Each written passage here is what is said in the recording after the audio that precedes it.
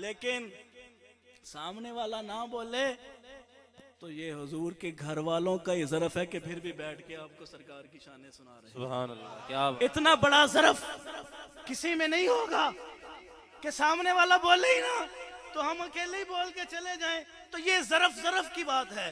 تو بھائی مہربانی کریں ساتھ میں بولیں. وہ ساڈے پنجابی بابے جدوں کہانی کونی سناندے سن نا تو تسی بھی بزرگ بھی وچ بیٹھے نے تے او بالن جدوں کہانی سناندے سن نا تے وہ کہانی سنائی جان تے اگوں کو بولے نا تے بابا کہندے او مرو کوئی ہوں ہاں تے کرو. او بابے پھر کی کہندے نے او مرو کوئی ہوں ہاں تے کرو مینوں پتہ لگے کہ سن دے پئے ہو کہ سو گئے ہو. کوئی ہوں ہاں کرے تے بابا اگوں سناندا ہے, ہوں ہاں نہ کرے تے بابا چپ کر جاندا کہ لگدا بال سو گئے نے. او بھائی میں بولدا پیا کو ماڑی ہوں ہاں تے کرو تاکہ میں آگے بولاں. تو بھائی جملوں پہ غور کیجئے گا. سیدنا صدیق اکبر نے گھر کا سارا مال قربان کیا ہے سرکار کے قدموں پر, سرکار کے قدموں پہ نچھاور کر دیا. ارے جو صدیق سارا مال سرکار کے قدموں پہ قربان کر دے وہ سرکار کی لختے جگر کا مال کیسے کھا سکتا ہے؟ وہ حضور کی لختے جگر کے مال کے اوپر کیسے حملہ کر سکتا ہے؟ ارے سنو, میں اور تم مسجد کی محلے کی مسجد میں اعلان ہو, میں اور تم زیادہ سے زیادہ 20 روپے دے دیتے ہیں اور وہ بھی کہتے ہیں کہ جا کے قاری صاحب کو کہنا نام لے کے اعلان کرے کہ حاجی یوسف نے 20 روپے دیتے نے.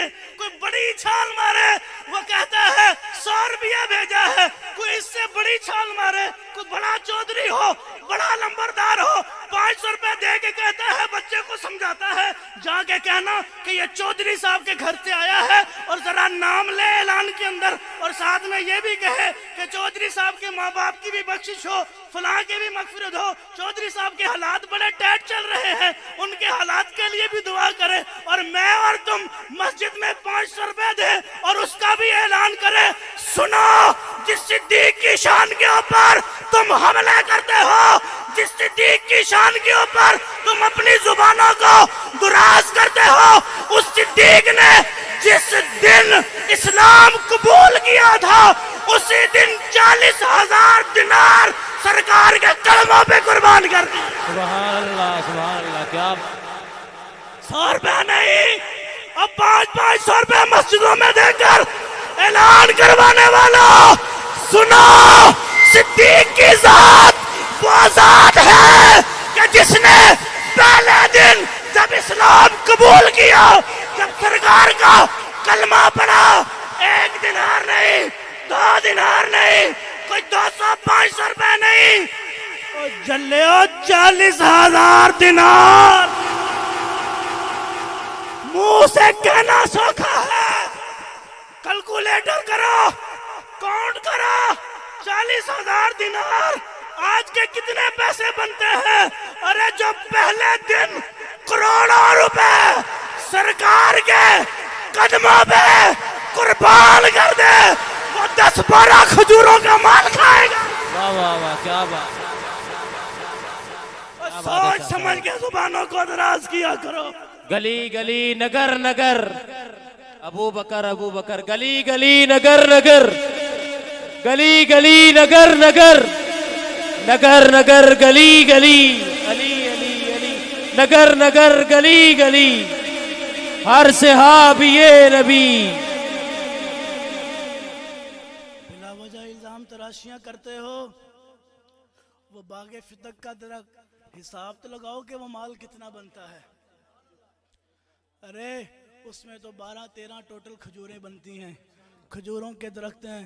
اپنے ایمان سے بتاؤ یار کہ جو پہلے دن کروڑوں کا صدقہ کر دے, جو پہلے دن ابھی صرف کلمہ پڑا ہے, ابھی صرف کلمہ پڑا ہے اور 40,000 دینار سرکار کے قدموں پہ لا کے رکھ دیے, وہ 13 کھجوروں کا باغ کھائے گا. بات کرنے سے پہلے سوچ لیا کرو, شرم آنی چاہیے. یہ تو تھی مال کی بات, تو سارا مال سیدنا صدیق اکبر نے सरकार के कदमों में रख दिया। अब बारी आई औलाद की। जब आपके बेटे हजरत अब्दुल रहमान ने इस्लाम कबूल कर लिया ना, तो दोनों बाप बेटा सरकार की मजलिस में बैठे हैं। तवज्जो करिएगा, बात को सुनेगा। और पीछे वाले भाइयों मेरी बात को सुनना, आने वाले मेहमानों की बात का मूल डालो। आज आपको समझा रहे हैं तो समझ लो। ऐसे ही रोज रोज कोई नया नया फितना उठ के किसी न किसी सहाबी के ऊपर अपनी जुबान को दराज करने लग जाता है। मैं और आप ऐसे ही उसकी बातों में आके अपने ईमान को खराब कर लेते हैं। ईमान को खराब करने की जरूरत नहीं है। अपने उलमा को सुनो, सही उल अकीदा उलमा को सुनो। मेरे प्यारे सिद्दीक़ अकबर के प्यारे साहबजादे जब इस्लाम कबूल करने के बाद दोनों सरकार की महफिल में बैठे हैं। अब दोनों बातें क्या कर रहे हैं, वो जरा बातें सुनिए। कहते हैं, अब्बा जान, जब बदर का मैदान था ना, तो आप मेरी तलवार के नीचे बड़ी दफा आए। मैंने बाप समझ के छोड़ दिया, ये मेरा आपके ऊपर एहसान है। अब ये बाप बेटे की मोहब्बत का अंदाज देखें। बेटा बाप से कह रहा है कि अब्बा मैंने तेरे ऊपर एक एहसान किया था। पूछा, कौन सा एहसान कर बैठे हो? अर्ज की, अब्बा जान, मैदाने बदर में मैं मुशरिकों की तरफ से था, आप सरकार के गुलामों की तरफ से थे। आप मेरी तलवार की जिद में कई बार आए, मैंने बाप समझ के छोड़ दिया। अब मेरे सिद्दीक़ अकबर का ईमान भरा जुमला सुनना। आज औलाद बड़ी प्यारी होती है। औलाद को बुखार आ जाए, बाप सारी रात सोता नहीं है। औलाद को कांटा टुप जाए, बाप उसे उठाए उठाए फिरता है।